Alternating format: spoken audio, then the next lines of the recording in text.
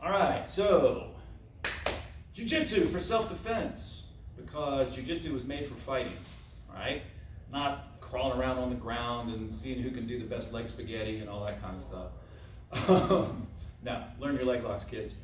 But, you know, the idea of using these in a fight and in common grapples is very important, right? There's a lot of common grapples. Grab by the waist, grab with the arms, headlocks, clinches. There's a lot of things you have to deal with, okay? So I'm just going to show you guys my favorite move, right? One of my favorite moves, right? So James has got me from behind on the waist, right? He's going to try to pick me up and dump me, right? So my immediate reaction is going to be to drop my center, right? I go down, right? Now he's got, my hips are below his, he's got to do a lot of work to lift, right? He's strong, but I'm fat. So, not really, but I'm here, I've dropped my center so it makes it a lot harder. Now, I'm going to need to access the inside of his arm right here, okay? So I've got to go turn. As soon as I turn, I'm working my hand through right here, okay? As this is turned and my hand goes in, I'm making a figure 4 grip, okay? So he grabs me, I drop my center, I go turn and push this back through. Turn and push this through that hole. Grab, grab, okay? His hand should be close to my hips. So I'm going to monster walk and pop that loose. As soon as that pops loose, I take a step backwards in front of him, right?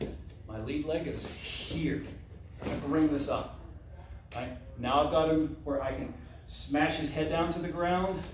I can step up and I could roll him over, or I can just drag him down to the ground and start thinking about, you know, if you're a cop or something, start thinking about switching arms, doing handcuffs, picking his head in, watching for weapons, you know, all that kind of stuff. So here, drop, turn, return, lock this up, monster walk, pop my hip.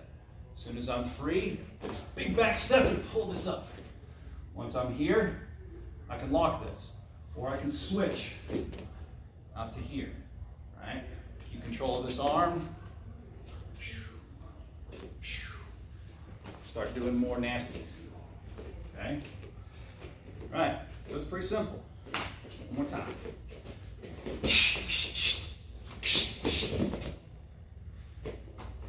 That's it. If you don't believe that move would work in a real fight against a trained opponent, go look up the old Pride fight that has Kazushi Sakuraba and Hinzo Gracie. Sakuraba does it to Hinzo with much authority, breaks his arm. It's a real thing. Hinzo didn't tap because Hinzo's Hinzo, and we love him for it. But I'm also a big Sakuraba fan. So that move, right, good way to get out of a waistlock, right? Do jiu-jitsu for self-defense and sports and fun and health. Just do jiu-jitsu.